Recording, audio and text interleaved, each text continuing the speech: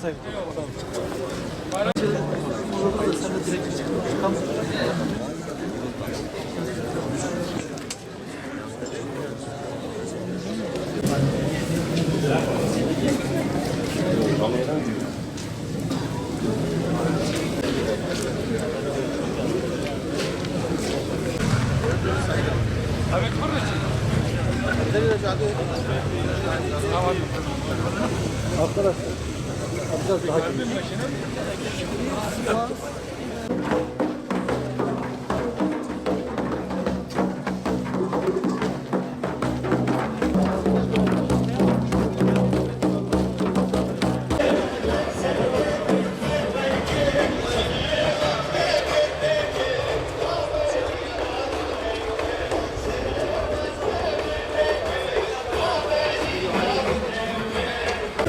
Nasılsınız? Sağ olun. Teşekkür ederim.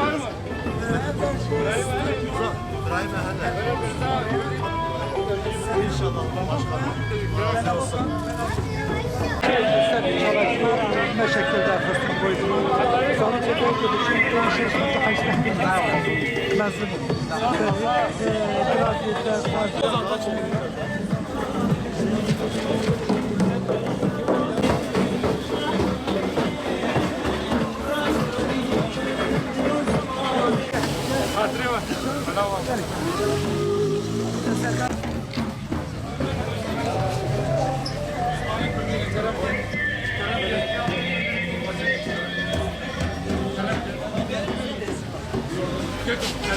Hadi partner.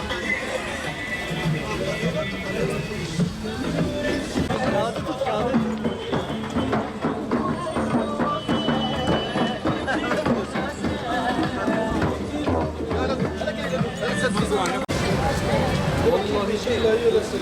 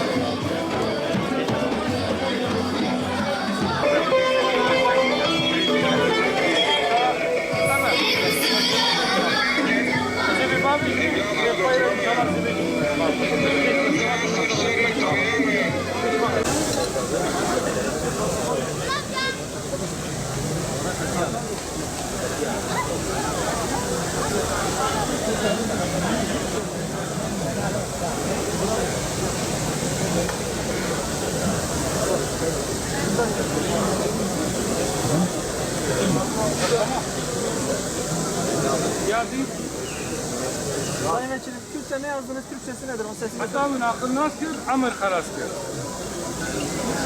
Aklı öğrenene kadar ömrümü bitirdim.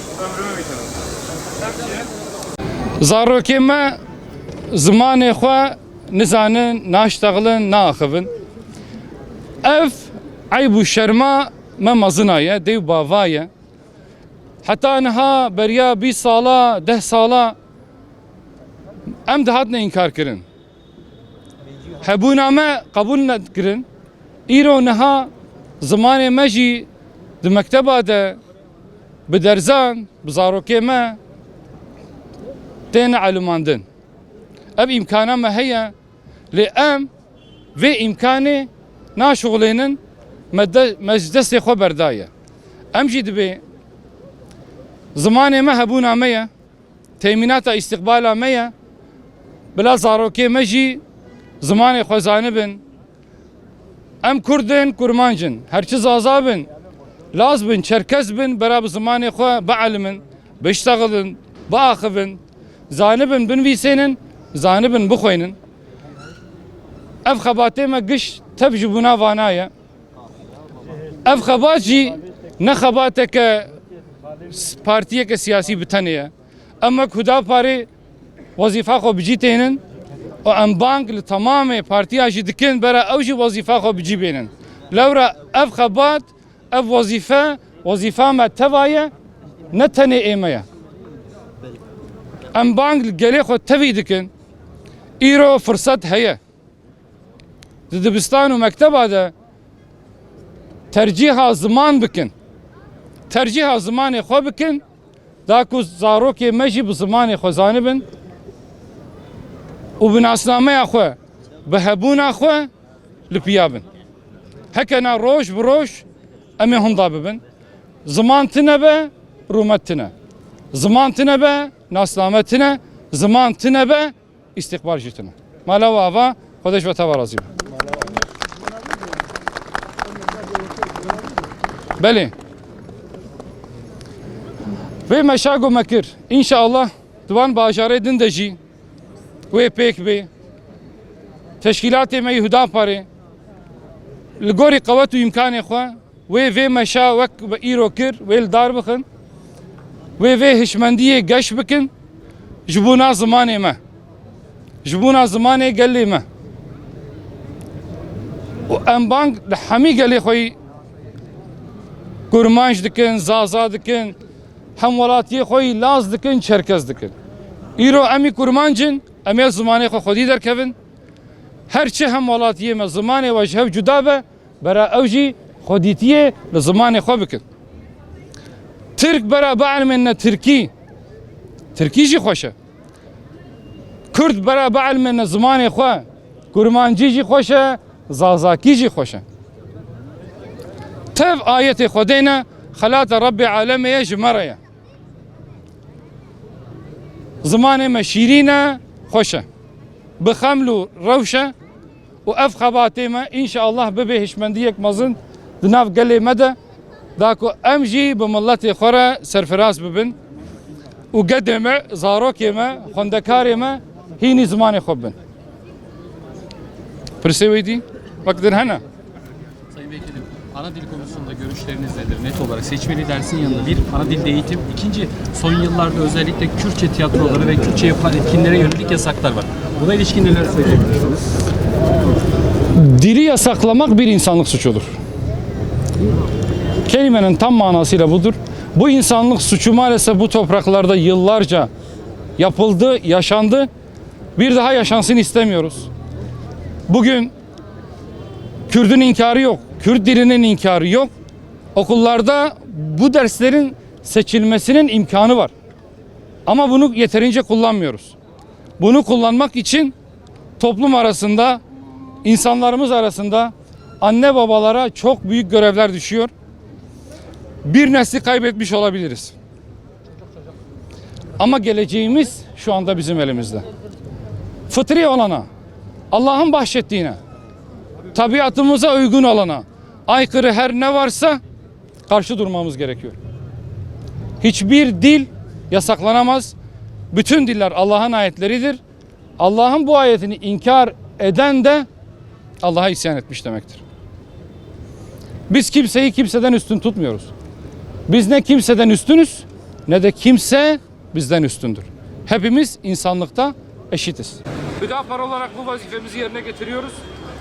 İstiyoruz ki diğer bütün siyasi partiler de üzerlerine düşen bu vazifeyi yerine getirsinler.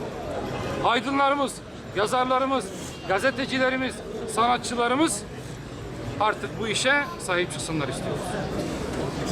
Sahip çıksınlar ki geleceğimiz kararmasın. 100 yıl önce Kürtler arasında Kürtçe %100 konuşulurken yapılan araştırmalara göre bugün maalesef %20'lere düştü. Eğer bugün bu fırsatları değerlendirmez, bugünden tedbir almazsak yarın sokaklarımızda bizim dilimizi konuşacak hiç kimseyi bulamayız. Bu bizim elimizdedir. Şu anda devletin imkanları da buna elverişlidir. Bunu sonuna kadar kullanmalıyız ve kamuda ana dilde hizmetin de önü açılmalı. Ana dilde eğitim de bir haktır. İnşallah bunları teker teker elde edeceğiz. Ve biz 85 milyon insan aynı vatanda, aynı ülke bütünlüğü içerisinde birlikte kardeşçe yaşayabiliriz. Bunu Çanakkale'de ispat ettik. Bunu 15 Temmuz'da da ispat ettik. kimsenin bizi birbirimizden ayrıştırmaya, bölüştürmeye ve düşmanlaştırmaya inşallah gücü yetmeyecek. Kürt de bu topraklarda Kürt gibi kalacak, Türk de bu topraklarda Türk gibi kalacak ve ikisi de kardeşçe bu ülkede yaşayacak.